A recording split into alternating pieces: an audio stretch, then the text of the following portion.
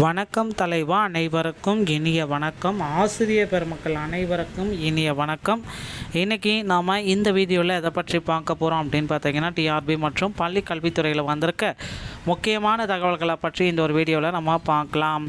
ஆசிரியர்களின் கோரிக்கைகளுக்கு முதல்வர் கிரீன் சிக்னல் அடிப்படையில் பட்டியலிடும் கல்வித்துறைக்கு ஒரு சில முக்கியமான உத்தரவுகள் வந்துட்டுருக்கு.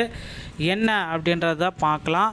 அரசு உதவி பெறும் பள்ளிக்கு நிரந்தர ஆசிரியர் பணியிடத்திற்கு ஆட்கள் எடுக்கிறாங்க. ஊதியமெல்லாம் அரசு விதிகளின்படி கொடுக்க போகிறதா தகவல்கள் வந்திருக்கு. என்னன்றதை பார்க்கலாம்.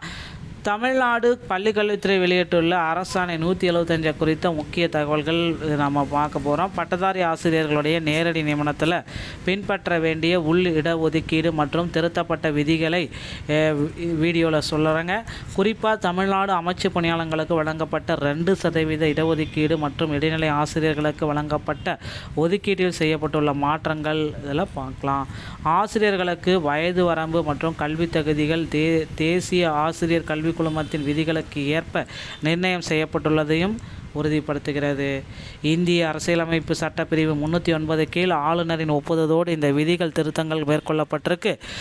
கல்வித்துறையில் உள்ள காலி பணியிடங்கள் நிரப்பதில் வெளிப்படைத்தன்மையை உறுதி செய்யணும். ஸோ கல்வித்துறையில் இருக்கிற காலி பணியிடங்களுடைய நிரப்பும் போது வெளிப்படைத்தன்மையோட நிரப்பணும் அப்படின்றதுக்காக தான் போராடிட்டுருக்காங்க.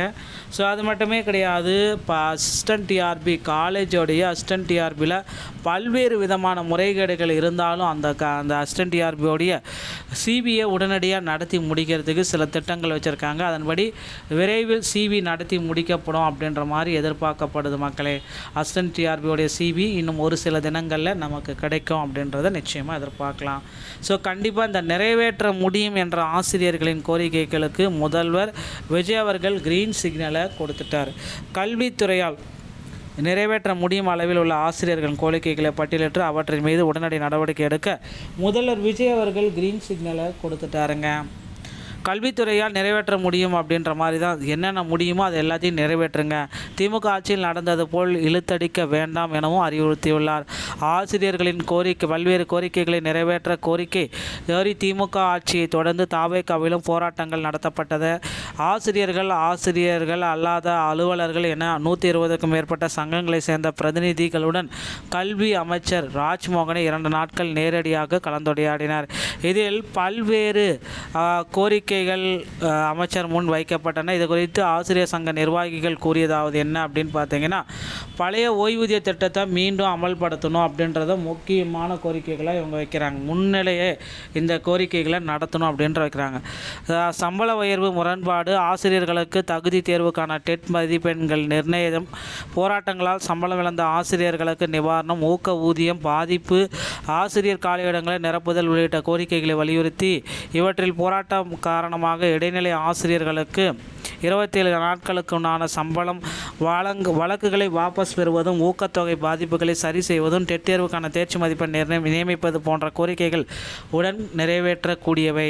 இதை அமைச்சரிடம் விளக்கினோம். விரைவில் நடவடிக்கை எடுப்பதாக தகவல்கள் வந்திருக்கு. கலந்துரையாடலுக்கு பின் கல்வி அமைச்சரை சந்தித்தோம். அவர்களும் முடியும் என்ற கோரிக்கைகளை உடன் நிறைவேற்ற முதலமைச்சர் தரப்பிலிருந்து அறிவுறுத்தப்பட்டுள்ளது.